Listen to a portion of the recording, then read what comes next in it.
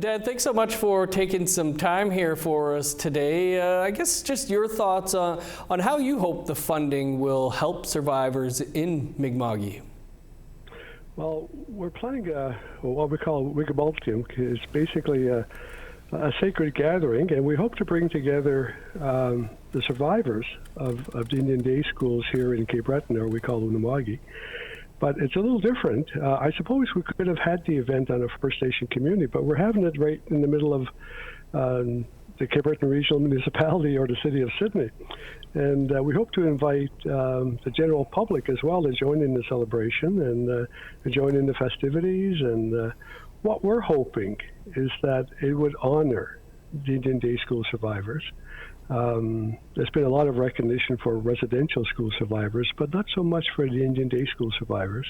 And we're hoping to bring them together, maybe a time to heal, to put all our experiences in the rearview mirror and to go on and heal and continue on with life in a good way.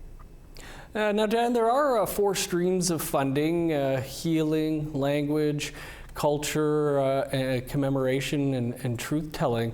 Is there one that you feel is most important for you or survivors? Yeah, I would say the healing stream. I would say that's the most important part.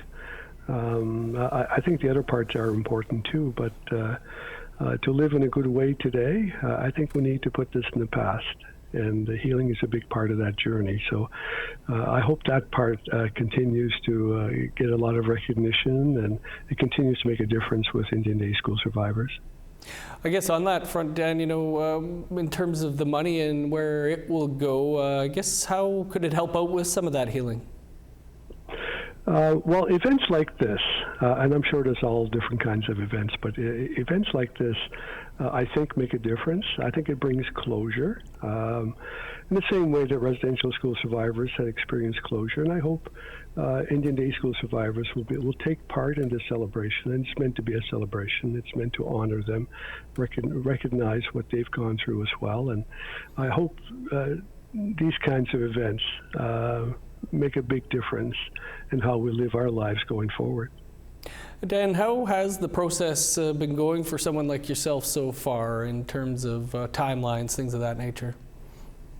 The timeline has been stretched out. I have to admit that. I mean, the settlement took place in 2019, if I remember correctly, and now we're 6 years later, and I still understand there's a few survivors whose claims have not been addressed. So it's been a long journey. But, if you look in hindsight, the Indian Day schools were here for a long, long time, for more than a century. And that was a long time for a lot of people. So maybe the claim period isn't too bad when you put it that way. But I'd like to see this finished and done. And, let's get on with the rest of our lives. Right. Well, Dan, we sure appreciate you speaking with us about your experience, and wish you all the best there at the event happening in August in Unama'ki. Oh, thank you, Dennis. We appreciate you covering this.